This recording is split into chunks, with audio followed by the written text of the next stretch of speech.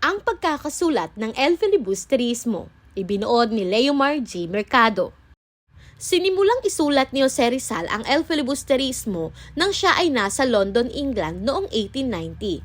Subalit dahil sa pangyayaring naganap sa kanya, nagbago ang kanyang plano na kanyang isiniwalat sa kanyang liham kay Mariano Ponce. Isa sa mga nakapagpabago ng kanyang plano ay ang balitang pinarusahan ng mga praile ang kanyang mga kaanak sa asyenda ng Calamba. Ito ang maaaring nag-udyok kay Rizal na mabigyang himig paghihimagsik ang nobela. Pangalawa, nasaksihan niya sa Madrid ang hindi pagkakaisa ng iisang layunin ng mga Pilipino bukod sa pag-aalinlangan sa sama-samang paggawa tungo sa pagbabago. Pangatlo, ang nabalitaan niyang pag-iisang dibdib ni Leonor Rivera kay Charles Keeping, bagay na nagpabago ng kanyang paglalarawan kay Paulita Gomez na nagpapakita ng kasawiang palad sa nobela. Hunyo 1890, nasa Brussels si Jose Rizal nang balakin niyang isulat ang karugtong ng nobelang Noli Me Tangere. Noong ika-5 ng Hulyo 1891, nagdesisyon si Rizal na iwan ang Brussels at lumipat sa Ghent sa Belgium. Ginawa niya ito dahil sa dalawang dahilan. Una, mas mura ang halaga ng pagpapalimbag sa Ghent. Pangalawa, gusto niyang iwasan ang nakatutuksong kagandahan ni Suzanne Jacobi. Sa Ghent, kasama niya si Jose Alejandrino sa isang simpleng bahay paupahan. Dito, namuhay sila sa kahirapan.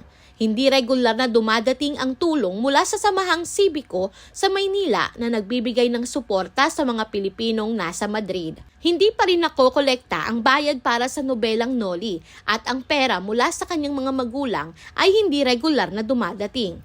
Kaya naman, nagtipid sila ni Alejandrino para may sapat na panggastos sa kanilang pagkain.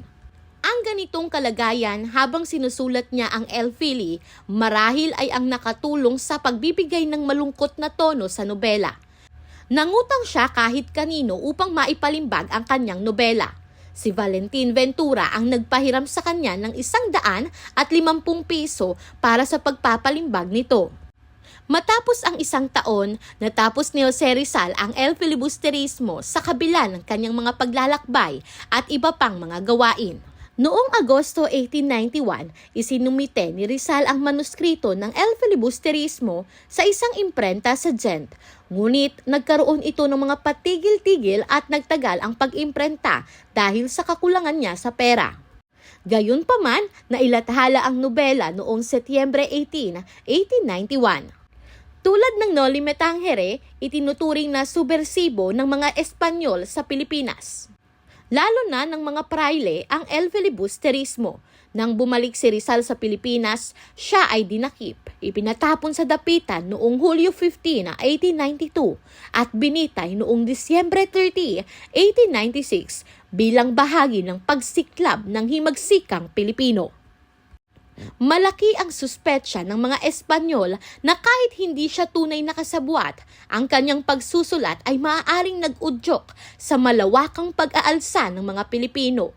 Sa kasalukuyan, itinataas ang mga nobela ni Rizal bilang mga mahahalagang pagsusuri sa kolonyal at piyudal na lipunan. At mga modelo ng malikhain at realistikong pagsulat na may kaakibat na politikal na hangarin. Hangad ni Rizal na maipakita ang mga suliraning pampolitika sa panahon ng kolonyalismong Espanyol sa Pilipinas. Ninais niyang mamulat ang mga Pilipino sa katiwalian, pang-aapi, paghihirap at kahirapan na nangyayari sa lipunan. Pinakita rin niya ang kahalagahan ng pagtutol sa kolonyalismo at pang-aapi upang lumaban para sa kanilang kalayaan at karapatan sa pamamagitan ng pagkakaisa at pagsasama-sama para sa pagbabago. Sa huli, ipinakita niya ang mga panganib na marahas na pag-alsa at kahalagahan ng mapayapang pagkilos para sa pagbabago. Ginamit niya ang nobela upang ipahayag ang kanyang mga pananaw at pangarap para sa isang mas makatarungan at malayang lipunan.